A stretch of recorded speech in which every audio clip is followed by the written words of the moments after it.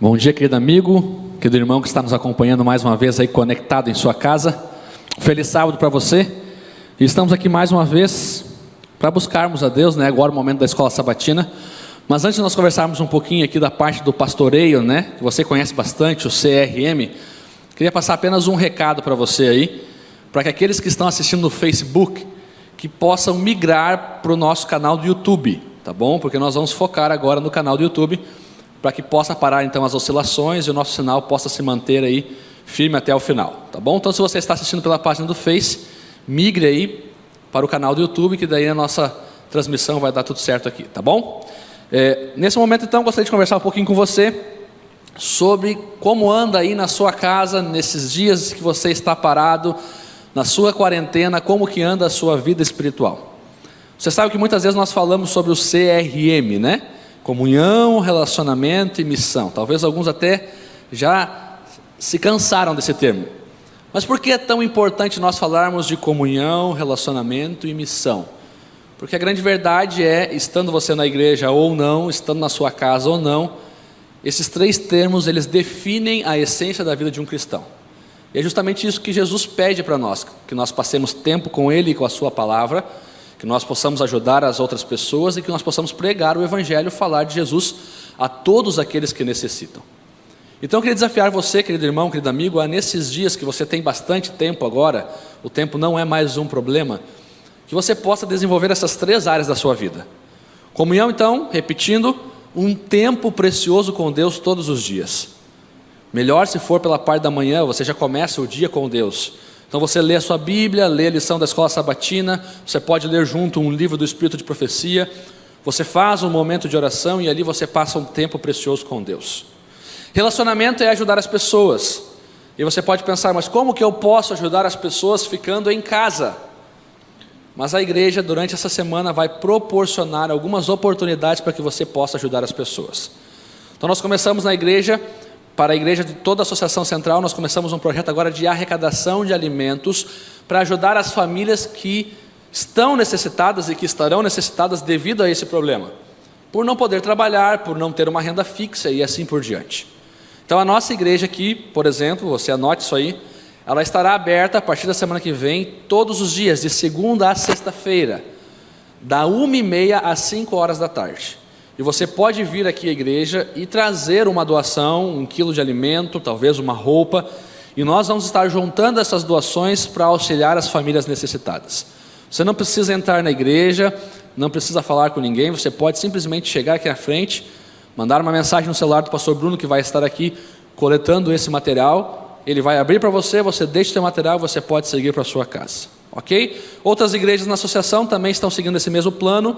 O CVS, que é o Centro de Vida Saudável, estará aberto ali 2 dias da semana, terças e quintas, das 2 às 18 horas, das 14 às 18 horas. Então você pode, mesmo nesse período difícil, você pode ajudar pessoas, você pode ter esse momento de relacionamento, onde você então usa um pouco daquilo que Deus lhe deu para ajudar a quem está precisando. E o terceiro ponto, que é a missão, é falar de Jesus a todos aqueles que precisam ouvir. E não há momento melhor onde as pessoas precisam ouvir falar de Jesus. As pessoas nesse momento estão abertas, estão sedentas, estão no mínimo curiosas com tudo que está acontecendo, e nós cristãos temos a oportunidade quase que perfeita para falarmos de Jesus para essas pessoas. Você pode fazer isso de forma digital, mandando uma mensagem no WhatsApp, mandando talvez um vídeo, talvez fazendo um estudo bíblico via aplicativos como WhatsApp, Zoom, que permitem uma chamada de vídeo. Você pode, através daquilo que você tem na sua casa digital, você pode abençoar outras pessoas, ok? E um pedido que nós fazemos aqui, para os nossos professores da escola sabatina, é que você acompanhe também os seus alunos durante esse período, tá bom? A igreja está fechada para cultos públicos, mas a igreja não é apenas o prédio, a igreja somos nós, os membros. E por mais que o prédio esteja fechado, a igreja está ativa, a igreja está viva e está cumprindo o seu propósito. Então você, professor da escola sabatina, procure durante a semana manter um contato pessoal com os seus alunos. Mande uma mensagem, faça uma ligação, faça uma chamada de vídeo, e assim nós vamos continuar unidos, mesmo e apesar da distância que estamos vivendo.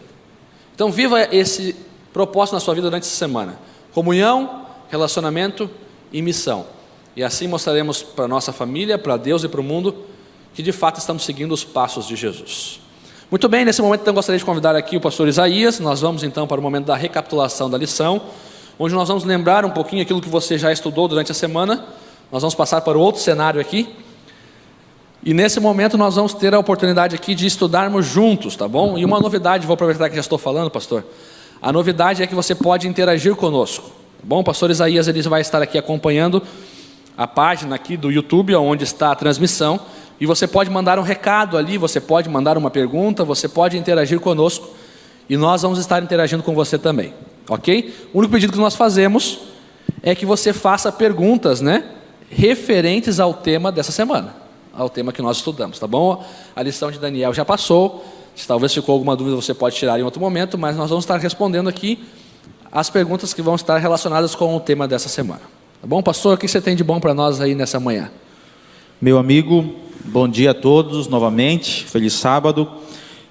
Essa lição eu achei assim um ponto muito interessante, pastor, porque a maioria aqui sabe que a minha função como instrutor bíblico, as pessoas que estão nos procurando, muita gente, no primeiro estudo que eu vou na casa das pessoas, a primeira pergunta que eles me fazem é assim: pastor, todas as Bíblias são iguais? E isso é interessante porque, se a gente for projetar aqui o nosso PowerPoint, para que as pessoas também possam ver a nossa apresentação, e é interessante a gente observar que a singularidade da Bíblia, a Bíblia ela é única. Por quê? Porque ela tem algumas coisas, evidências apresentadas nela, e até mesmo arqueologicamente falando, de que ela realmente foi algo singular na história, né? E a gente pode perceber que na lição, já o verso-chave da lição, ela já inicia com o Salmo 119, o verso 105, né? Todo mundo conhece, é um verso muito conhecido, que diz: lâmpada para os meus pés é a tua palavra e luz para os meus caminhos. Algumas informações específicas, pastor, da lição desse trimestre, e nesse primeiro tema sobre a singularidade da Bíblia, falar um pouquinho mais sobre essas evidências. Primeiro, a Bíblia ela tem quantos livros? Por quantos anos ela foi escrita ao período da história? Quantas pessoas escreveram? Quem foi que escreveu, pastor? Assim, dê essa contextualizada para a gente e quais são essas evidências que são apresentadas. Muito bem. Apenas um lembrete, né? Nós podemos ver esses dados todos na lição dessa semana, você pode estudar aí também. Mas talvez para quem não pôde acompanhar, a Bíblia compõe então 66 livros, são 39 no Antigo Testamento e 27 no Novo Testamento. Ela foi escrita aproximadamente num período de 1.500, 1.600 anos, aproximadamente, por cerca de 40 autores. Então veja, o primeiro livro a ser escrito também é bem conhecido da maioria aqui, o livro de Jó, escrito por Moisés, por mais que ele não seja o primeiro livro da Bíblia. E aqui vai um parênteses muito importante: a Bíblia ela não está organizada por ordem de livros escritos, ok? A Bíblia está organizada quase que de uma forma cronológica. Então, Gênesis conta ali o início do mundo, a criação e o início dos primeiros seres, e aí Êxodo continua com o povo de Deus, e Apocalipse, que é o último livro, obviamente, fala do final da história desse mundo, ok? Mas o primeiro livro a ser escrito foi o livro de Jó, escrito por Moisés, que do Antigo Testamento é o maior escritor, que escreveu também os 5 primeiros livros da Bíblia, tá bom? Que nós chamamos de Pentateuco: Gênesis, Êxodo, Levítico, Números e Deuteronômio. E também Paulo é o maior escritor do Novo Testamento, porque escreveu mais cartas ali, e a gente tem inclusive evidências de que ele escreveu também a carta de Hebreus e assim por diante. Então essa é mais ou menos o panorama, e isso mostra ainda mais, pastor, a singularidade da Bíblia e a confiança que nós podemos ter nela, porque, veja, 40 autores, num período aproximado de 1.500, 1.600 anos, e quando você vai estudar os livros escritos por esses autores, que muitos deles nunca se conheceram, nunca se viram, talvez nem sabem quem é um ou outro, escrito em 3 continentes diferentes, nós podemos perceber que quando se trata de um assunto bíblico, doutrina, todos os autores falam a mesma coisa. Ok, uma inspiração, né? Amigo que está nos assistindo agora, você tem aí nosso telefone, você vai aparecer na sua tela o telefone para você mandar uma mensagem, uma pergunta, um comentário. Você pode usar esse telefone, esse WhatsApp que está aparecendo aí agora na sua tela. E também você pode usar o nosso chat de bate-papo aqui pelo YouTube, tá bom? Você pode usar o chat e também pelo WhatsApp aí que está aparecendo na sua tela. Amigos, uma coisa importante que a gente vai colocar para você, na sua tela vai aparecer agora, uma Bíblia. E nessa Bíblia aí, é uma Bíblia católica. Qual é a diferença, pastor, da Bíblia católica para a Bíblia, digamos assim, dos evangélicos? Vamos colocar uma linguagem assim que todo mundo entenda. Tem algumas pessoas que não são adventistas, que estão nos assistindo, são muito bem-vindos com a gente. De repente você que é católico, a sua família é católica, a sua mãe, seu tio, tem uma Bíblia como essa. E qual a diferença exata de uma Bíblia católica para uma Bíblia evangélica? Pastor, nós temos aqui, eu já adiantando aqui o assunto, nós temos aqui 7 livros a mais do que o normal. Nós falamos que tem 66. E ela apresenta 7 livros a mais. E uma delas, eu vou ler para vocês, é 1 Macabeus e 2 Macabeus. Nós temos o livro de Baruque, o livro de Judite, o livro de Sabedoria, Eclesiástico e o livro de Tobias, né? Pastor, o que esses livros, por que essa diferença desses livros nessa Bíblia e na nossa Bíblia comum não tem isso? Muito bem, só para você entender, querido aí que está nos assistindo, nós da Igreja Adventista não temos uma Bíblia da Igreja Adventista. Na verdade, isso seria o correto, né? Imagina se cada denominação tivesse uma Bíblia própria. Então veja, qual que é a Bíblia que nós usamos hoje? A Bíblia produzida pela Sociedade Bíblica do Brasil. O que é a Sociedade Bíblica do Brasil? É um conjunto de teólogos, de estudiosos, pessoas que entendem os originais, hebraico, grego, aramaico, que se unem em um conselho, e ali tem um representante praticamente de cada denominação, e eles ali então juntos estudam os originais da Bíblia, e eles, através desse estudo, eles percebem então qual é a melhor tradução, o que de fato o texto está passando, e aí a Sociedade Bíblica, que é o conjunto de todos esses teólogos estudiosos, eles então publicam uma Bíblia. E essa Bíblia é a única Bíblia que deveria existir, a Bíblia que está ao alcance de todos, e é a Bíblia que nós usamos como Igreja Adventista. Então veja, nós não temos uma Bíblia própria. Ok? E a Bíblia não nos permite, não nos dá margem de cada denominação ter a sua linguagem, a sua Bíblia e assim por diante. Ok?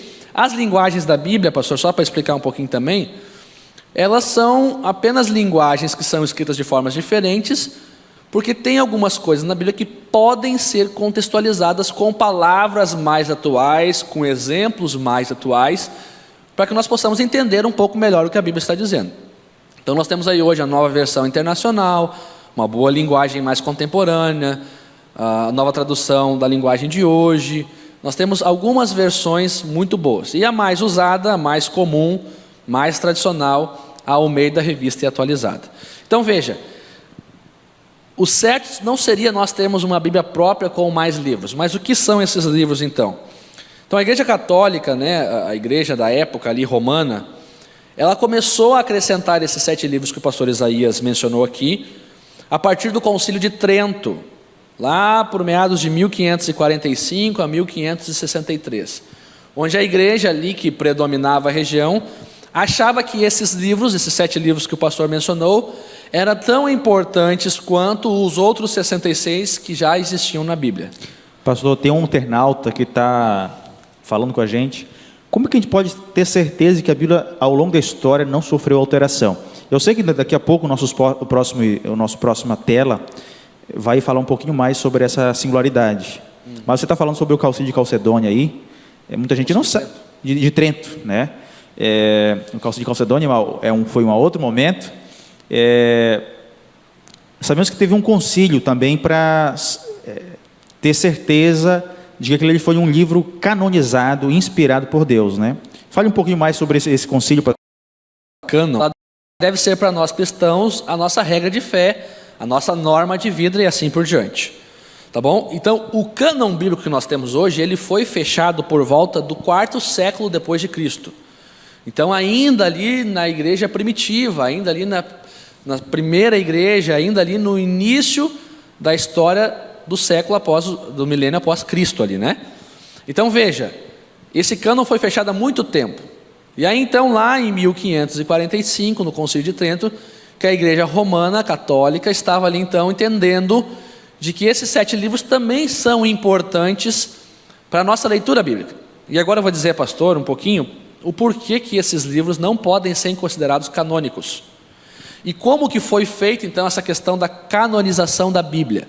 Então, veja, os livros que nós temos hoje, os 66 livros, eles também foram organizados e determinados como canônicos por um grupo de pessoas, porque eles tinham algumas características. Primeiro, todos eles apontavam para Cristo como sendo o centro da Bíblia, e eles tinham uma essa palavra aí que vai fugir aí, elas eram unidas, tá bom? Então todos os livros falavam a mesma coisa referente às doutrinas. Então veja, por que esses 7 livros então não fazem parte do cânon bíblico? Porque muitas coisas que esses livros trazem não traz coerência com aquilo que a Bíblia já ensina. Eu vou citar algumas delas.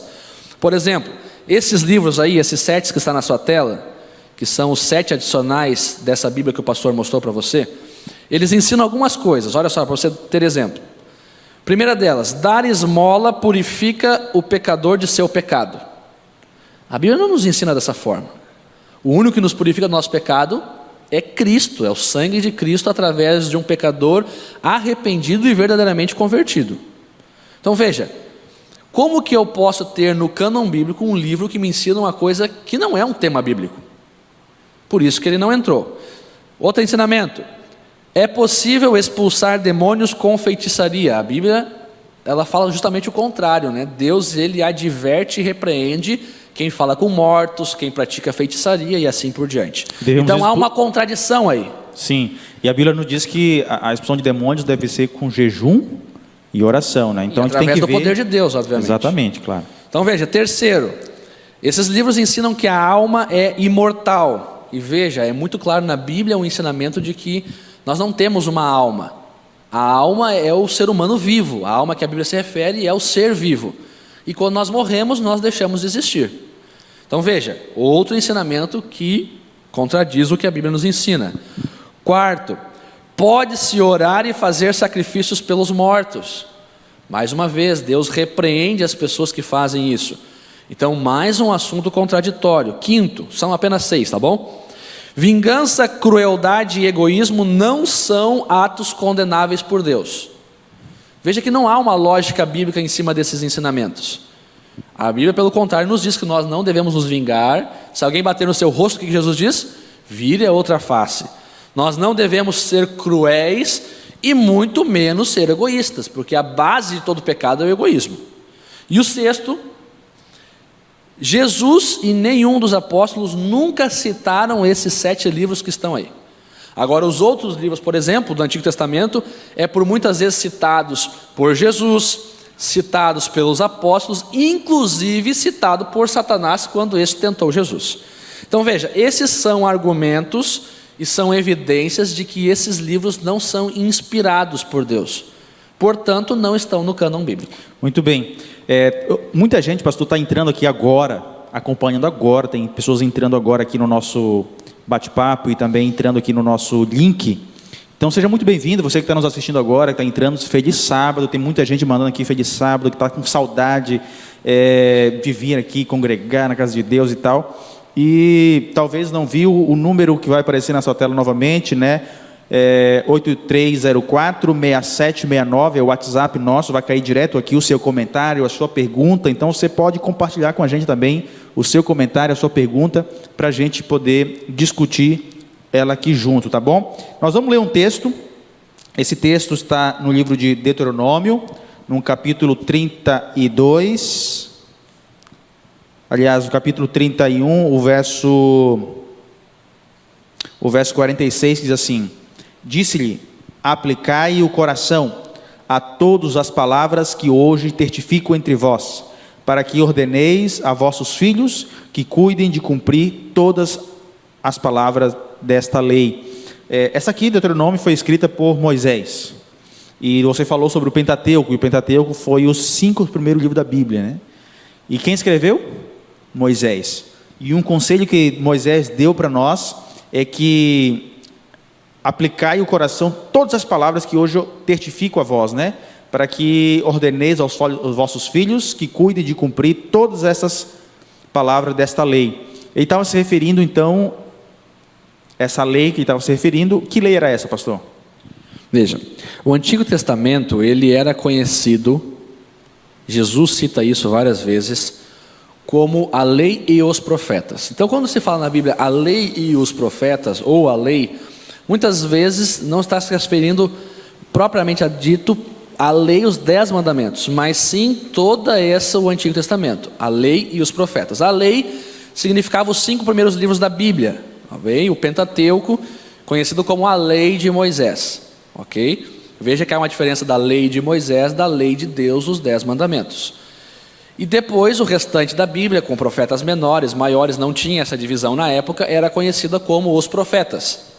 Então a Bíblia toda, o Antigo Testamento, conhecido como o povo ali que havia esquecido de viver conforme a lei. E não há outros livros, inclusive do Novo Testamento. Então ali Deus, por exemplo, nos diz como viver em família, Ele nos diz como viver em sociedade, Ele nos diz como cuidar das nossas finanças, Ele nos diz como cuidar da nossa saúde, Ele nos dá os 10 mandamentos, que é a regra áurea para a vida do cristão, 10 preceitos. Ele nos ensina ali a lição sobre a generosidade contra o egoísmo, e Ele nos ensina muito isso através dos dízimos e das ofertas. Tudo isso é ensinado na lei, que é conhecido como os 5 primeiros livros. Então veja, quando ali Moisés está dizendo que o povo havia perdido, né, a essência de viver a lei, é que por muitas vezes nós esquecemos de viver aquilo que Deus nos ensina a viver. E ali inclusive a lição cita o exemplo do rei Josias, que quando foi encontrado ali pelo sumo sacerdote a lei, né, os escritos de Moisés, o livro de Deuteronômio, ele percebeu ao ler o livro de que eles estavam vivendo da forma errada.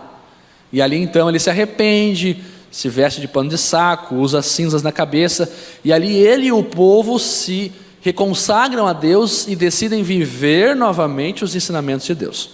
Então veja, quando fala lei ou lei e os profetas, não se refere apenas à lei de Deus, mas todos os ensinamentos que Deus nos deixou no Antigo Testamento, que na verdade não mudam no Novo Testamento, mas são comprovados e intensificados. Ok, pastor, tem um ponto interessante que nós comentamos aqui, é a questão do Novo Testamento.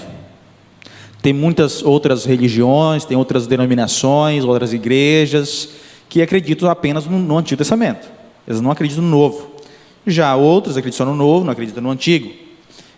Tem um texto bíblico que fala sobre, que é o livro de João, o Evangelho de João, capítulo 1, o verso de 1 a 5, que fala sobre o verbo, que o verbo estava com Deus, que o verbo era Deus, que no 14:6 fala que esse verbo se fez carne, ele habitou entre nós. Deu uma interferência aqui, mas já está tudo certo, está tudo ok. Então, esse verbo, então, é Jesus. E como a gente pode ter uma evidência de que Jesus, ele poderia estar no Antigo Testamento? Eu sei que na lição passada nós falamos sobre Jesus no Antigo Testamento, a presença desse Jesus, que era o Filho do Homem, etc. Mas como saber de que ele realmente estava lá no Pentateuco, no começo da história, na criação, por exemplo, que esse verbo estava presente lá? Como a gente podemos saber que esse verbo era Jesus? Muito bem. Só para você ter ideia, querido amigo, a Bíblia, na verdade, ela tem como tema central a pessoa de Cristo. Bom, não é a história do povo de Israel, não é apenas as histórias de outros personagens. O centro da Bíblia é a pessoa de Jesus. Nós vamos falar daqui a pouco um pouquinho mais sobre profecias, mas na verdade toda a Bíblia ela se resume em 2 profecias principais. A primeira, a vinda do Messias. Então, quando o Messias, o Deus encarnado, se faria presente a esse mundo para morrer pelo ser humano. Então veja, essa que era o mais desprezado entre os homens, foi rejeitado, homem de dor e assim por diante. Então a primeira profecia messiânica apontava para a vinda do Messias, E ele viria como um servo sofredor, ele não viria para estabelecer o seu reino. Foi isso que causou uma grande confusão na vida dos judeus, porque eles esperavam naquele momento que o Messias viesse para dominar, para reinar sobre o jugo pesado de Roma, e não, o Messias veio como um servo sofredor. Nasceu de forma simples, pobre, família pobre, carpinteiro, andava com pecadores, andava com pessoas simples e assim por diante. Então todo o Antigo Testamento ele mostra e ele aponta para essa profecia messiânica de que o Messias viria. E qual que é uma das provas de que Jesus é esse Messias? Porque quando você vê os evangelhos e a história de Jesus, você vê Jesus nascendo de forma simples. Havia uma profecia de que o Messias nasceria em Belém, de que o Messias nasceria de uma virgem, de que o Messias teria uma infância pobre, de que ele seria desprezado. Então toda a vida de Cristo é uma prova de que o Messias era Jesus, ok? A autoridade que ele tinha, o poder através das curas e assim por diante. E a segunda profecia principal da Bíblia é a profecia da segunda vinda de Jesus. Quando então Jesus virá a esse mundo, não veio ainda, para então acabar com o pecado de uma vez por todas e estabelecer o seu reino. Então veja, a primeira profecia já se cumpriu, Jesus já veio, e a segunda profecia nós ainda estamos aguardando, que é a segunda vinda de Cristo. Então toda a Bíblia, todo o Antigo Testamento, por exemplo, aponta para a vinda do Messias, inclusive o sistema do santuário, sacerdócio, sacrifício e assim por diante. E todo o Novo Testamento aponta para a segunda profecia, que é a segunda vinda de Cristo. E ali então, você vê a pregação do Evangelho de forma mais intensa, o Evangelho crescendo, pessoas aceitando a Jesus, aguardando a volta de Jesus e assim por diante. Ok, pastor. Tem alguns que estão aqui comentando com a gente sobre o último profeta da Bíblia. Eu vou falar para você que está me assistindo. Você sabe quem foi o primeiro profeta da Bíblia? Você sabe quem foi o primeiro profeta bíblico e o último profeta da Bíblia? Eu respondo para você. O primeiro profeta da Bíblia, sabe quem foi, pastor? Não sei se a gente tem essa curiosidade. Quem foi?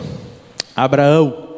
Abraão é o nosso pai da fé, né? Nós começamos aí as promessas através da vida de Abraão e lá vai até João Batista. Correto, pastor?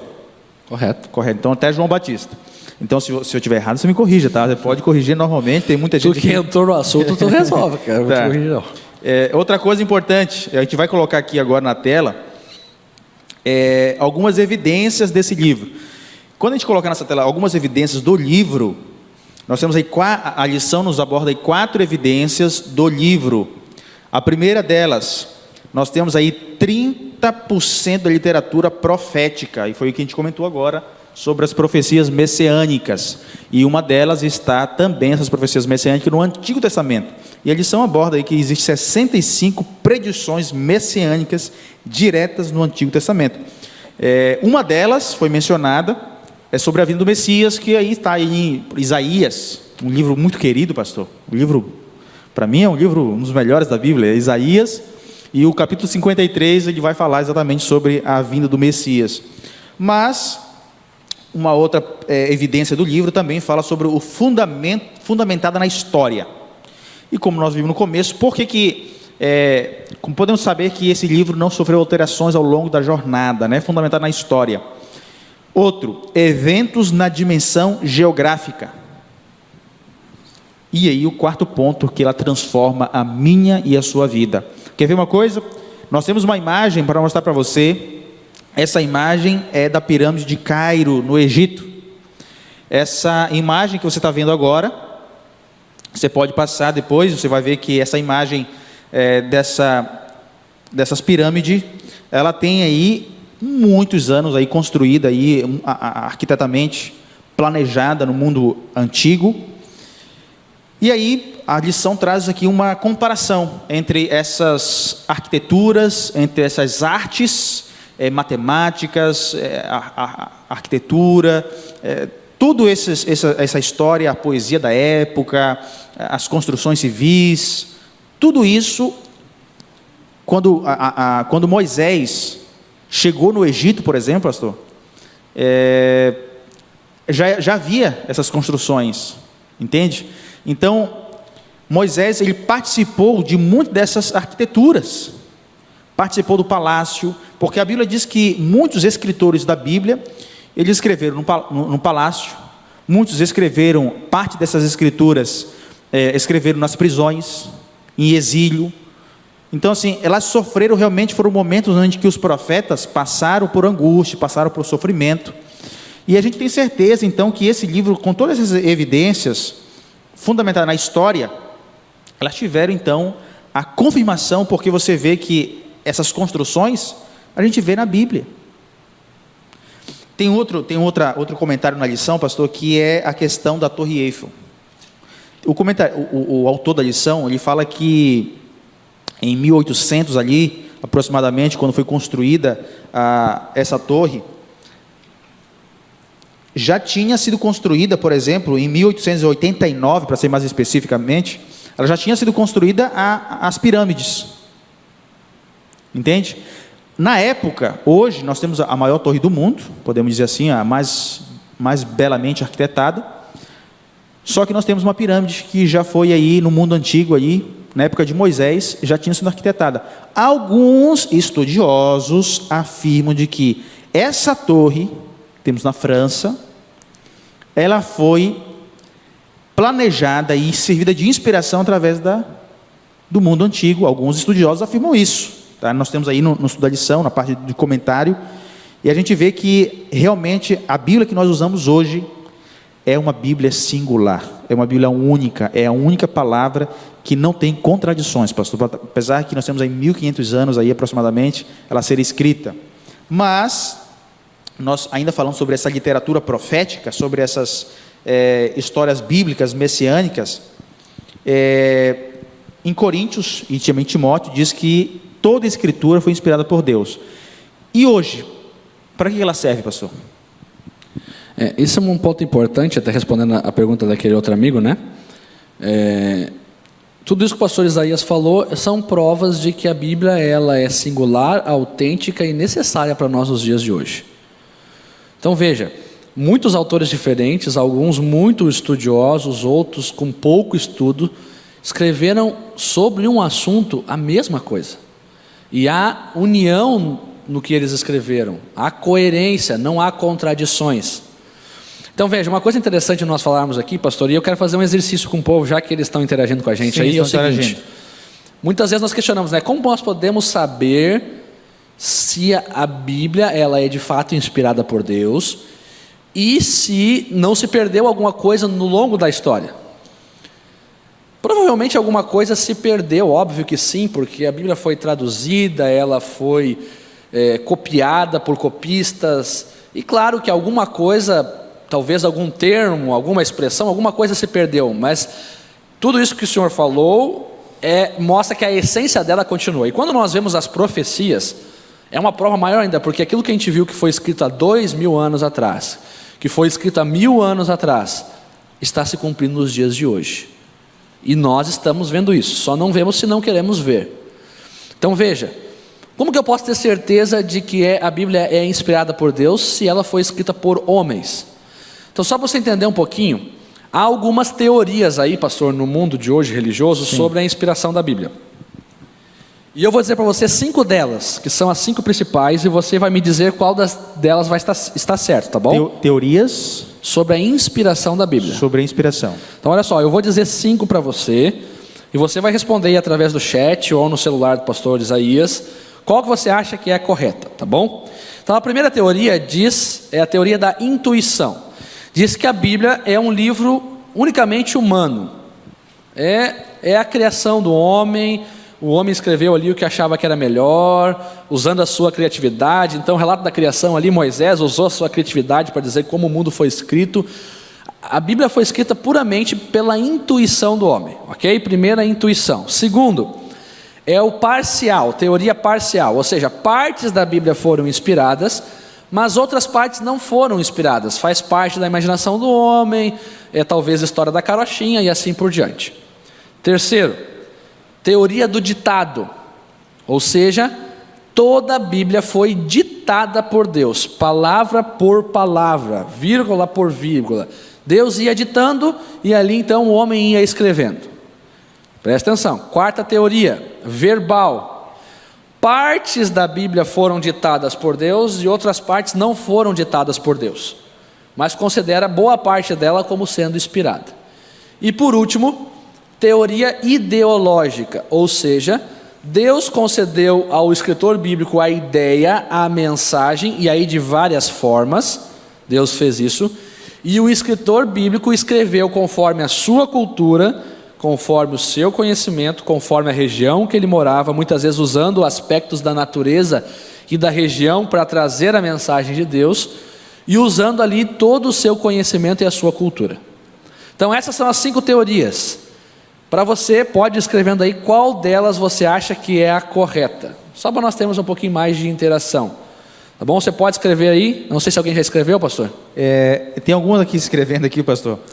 Que realmente... Tem que ser uma dessas 5, tá? Dessas 5, né? Você colocou essas 5. Pode inventar uma sexta, não. Tá. Agora tem um ponto interessante, pastor, que fala também sobre a questão ideológica. Não vai dar dica para ninguém aí, cara. Hã? Tu não vai dar dica para ninguém. Não, fica tranquilo. Eu quero falar sobre 3 pontos interessantes que a Bíblia foi escrita, tá? Primeiro, a inspiração. A inspiração no hebraico, no original, porque em quantas línguas a Bíblia foi escrita, pastor? Em 3. 3 línguas. Quais eram? Lembra pra gente. Hebraico, praticamente todo. Hebraico. Todo o Velho Testamento. Hebraico. Aramaico, algumas partes da Bíblia apenas. Livro de Daniel ali e outras partes. E o grego no Novo Testamento. Novo Testamento, né? O senhor lembra dessas matérias na faculdade? Lembro porque eu estudei. Era passar noites em claros. Era passar noites em claros. Mas tudo bem. Então, no hebraico, a palavra inspiração quer dizer sopro. Ué, mas como assim quer dizer sopro? Isso quer dizer que quando o profeta, vamos colocar o profeta Isaías, né, que ele é o nosso xará aqui hoje. Quando o teu xará. Meu xará, né? Isso. Quando o profeta ele recebia inspiração, a inspiração é sopro, ou seja, alguém soprava a mensagem divina para a mente humana. E a Bíblia diz que ele tinha algumas dificuldades em escrever essas palavras, porque a inspiração divina era superior à mentalidade humana. Olha só que interessante, né? O sopro. Então Deus, de alguma forma, ditava isso no deserto, no exílio, na prisão, no palácio, nas viagens. Então, assim, alguns profetas e alguns apóstolos, eles serviram de inspiração, né? A outra forma da escrita foi a revelação. O que é revelação? A revelação ela tem de 2 formas. A revelação ela vem através de sonhos e visões. Foi revelado, ele viu, ou ele sonhou, ou Deus mostrou para ele. Então ele viu acontecimentos, usou o seu conhecimento para relatar e escrever aquilo que ele viu. Por exemplo, nessa revelação nós temos aí o livro de Apocalipse. João, ele relatando o livro do Apocalipse, ele diz que lá onde ele estava, ali na ilha de Patmos, teve o tipo de revelação chamado a revelação de aparição. Por que aparição? Porque realmente ele estava num momento de êxtase, e aí ele viu aparições do rio, das pragas, e aí ele viu realmente o poder de Deus, e aí ele escreveu. E tem uma outra forma, pastor, da escrita, é a iluminação. A iluminação, eu costumo dizer que é o Ctrl+C, Ctrl+V.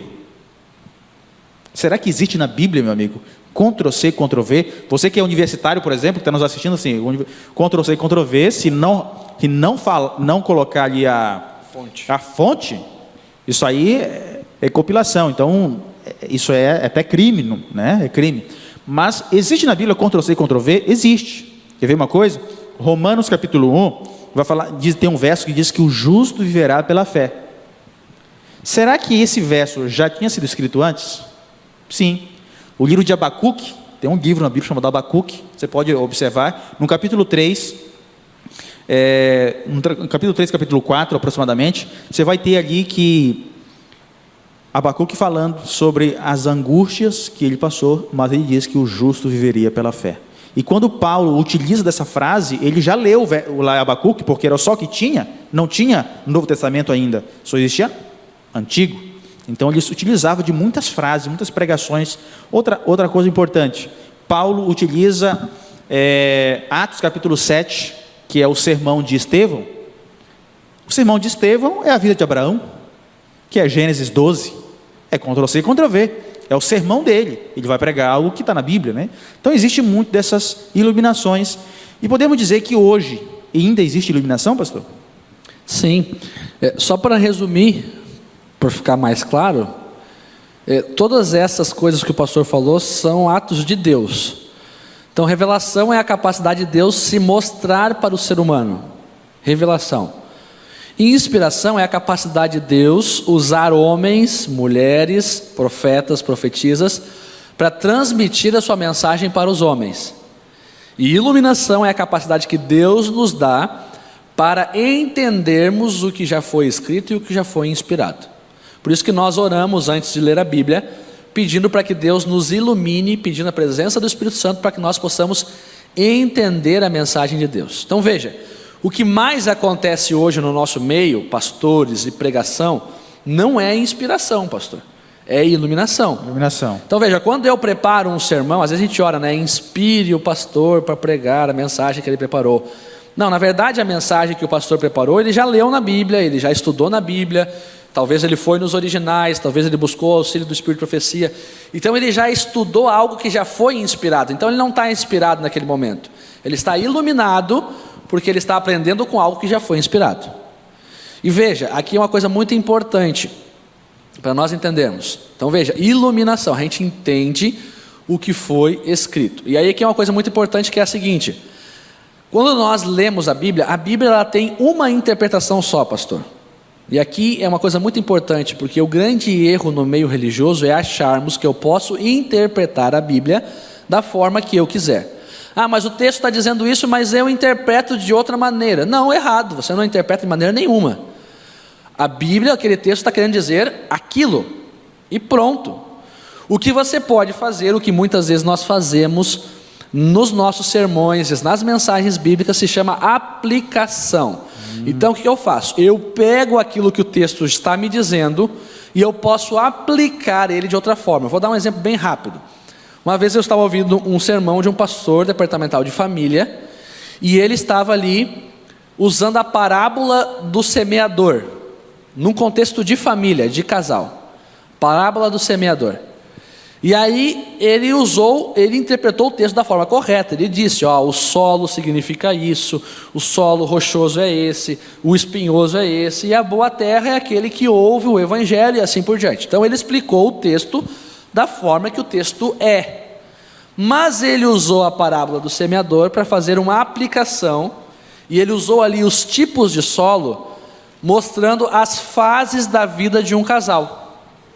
Então veja, ele não mudou o significado do texto, ele usou o significado original, porque é aquilo que o texto significa, mas ele aplicou de uma outra forma para que o povo pudesse entender, ok? E só respondendo aí, para não ficar no vácuo, você que respondeu aí qual que é a teoria certa da inspiração, se você disse ditado, você errou, não é essa, tá bom? A teoria correta é a teoria ideológica. Então Deus deu a ideia, a mensagem ao homem, e ele escreveu conforme a sua cultura, o seu conhecimento, e a forma que Deus deu a mensagem foi diversa. E para provar para você, eu vou ler aqui Lucas capítulo 1, verso 1 a 3, diz assim... Pastor, segura o verso que você vai ler agora. Vai ler depois? Não, você vai ler. É que tem muita gente que está falando aqui a questão ideológica. Tá? Sobre essas teorias aí que o senhor deu. Isso teorias malucas. Ok, qual que é a pergunta? Ela pediu uma explicação mais sobre a questão ideológica. Aí o senhor vai ler o verso, aí o senhor já conclui. Porque está faltando alguns minutos só para a gente terminar. Veja, imagine que Deus deu uma mensagem hoje para alguém, aqui no Brasil. Nós vivemos em diversas regiões, onde culturalmente nós temos costumes diferentes, e inclusive nós temos palavras diferentes, idiomatismos. Então veja, aqui no Rio Grande do Sul nós chamamos aipim, em São Paulo se chama mandioca, na minha terra é macaxeira, e no Nordeste, Norte, macaxeira. Então veja, imagina se Deus fosse dar uma mensagem para um nordestino escrever, e nessa mensagem teria que conter a macaxeira. Como que o nordestino escreveria? Aqui Deus mandou a gente comer a macaxeira. Mas chegaria para nós aqui no Rio Grande do Sul, nós não entenderíamos nada. O que Deus mandou a gente comer? Daí aqui vem o gaúcho que também foi inspirado e ele fala assim, não, nós temos que comer aipim e assim por diante. Então veja, a mensagem é a mesma, Deus está mandando comer esse negócio branco aí. Para uns vai ser aipim, porque se chama aipim, para outros vai ser macaxeira, para outros vai ser, como é que é o outro nome? Mandioca. Mandioca. Ok? Mas o produto é o mesmo. Então veja, Deus deu a mensagem a esses homens, em diversas formas, através de sonhos, visões, às vezes Deus falou com eles, e eles então mostraram essa mensagem, ou escreveram essa mensagem conforme o seu conhecimento e a sua cultura. Já estou terminando, espera aí. Por exemplo, Paulo era um doutor na lei, extremamente culto. Quando você vê os escritos de Paulo, você vê uma linguagem muito culta, às vezes até mesmo difícil de entender. Pedro, por exemplo, era um pescador, você vê uma linguagem muito simples. E olha aqui o exemplo que eu estava falando para vocês, Lucas capítulo 1, verso 1 a 3. Diz assim, visto que muitos houve que empreenderam uma narração coordenada dos fatos que entre nós se realizaram, conforme nos transmitiram os que desde o princípio foram deles testemunhas oculares e ministros da palavra. Igualmente a mim me pareceu bem, depois de acurada investigação de tudo, desde sua origem, a dar-te por escrito, excelentíssimo Teófilo, uma exposição em ordem, para que tenhas plena certeza das verdades em que foste instruído. Veja só, Lucas não andou com Jesus, mas o seu livro ele escreveu com testemunho daqueles que andaram com Jesus. Então veja, Deus inspirou Lucas a fazer uma pesquisa com aqueles que haviam vivido com Jesus, para dar a mensagem a ele e ele escrever ao povo. Então veja, tudo isso nos mostra, e quando nós vemos aí a união entre Lucas, Mateus, Marcos e de Lucas com a Bíblia toda, nos mostra que de fato Deus inspirou esse homem, e que de fato a Bíblia ela é um produto humano, porque foi o homem que escreveu, mas acima de tudo um produto divino, porque Deus deu a mensagem de forma ideológica a essas pessoas. Pastor, eu quero colocar na sua tela aí, a nossa última tela, nós temos aí 2 livros antigos. Esses 2 livros antigos, nós temos o Alcorão e a Bíblia, né? Muitas pessoas já me perguntaram isso antes nos estudos bíblicos. Qual é a diferença então entre a questão da Bíblia e a questão também de um livro antigo que veio através da descendência de Abraão, chamado Ismael? E nós temos aí, eu coloquei na tela algumas diferenças. Primeiro, nós temos aí que o Alcorão é a lei do Islã, correto? E a Bíblia é a lei do judaísmo. No Alcorão nós aprendemos que ele serve um Deus Alá, e nós entendemos pela Bíblia que nós servimos o Deus Jeová. Nós também vimos que o Alcorão, ele vem da descendência de Ismael, e nós de Isaac. Então, algumas diferenças que também está na história, que o livro do Alcorão é um dos maiores religiões do mundo hoje. A gente percebe que também ele tem uma teoria, ele tem uma inspiração, ele tem algo mais. Mas a gente não está aqui para falar sobre Alá. A gente está para falar sobre o nosso Deus de Israel, esse Deus que inspirou a Bíblia, esse Deus que serviu como inspiração para o nosso dia de hoje.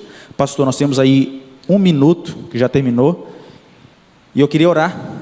Eu creio que já deu as considerações finais. Eu sei que nós estamos no pico de audiência aqui agora, mas o que não pude responder para você aqui agora, eu vou responder daqui a pouco no particular. Eu quero convidar você então a fechar seus olhos e agradecer a Deus por mais uma lição, e a gente orar pedindo a bênção do Senhor. Feche seus olhos.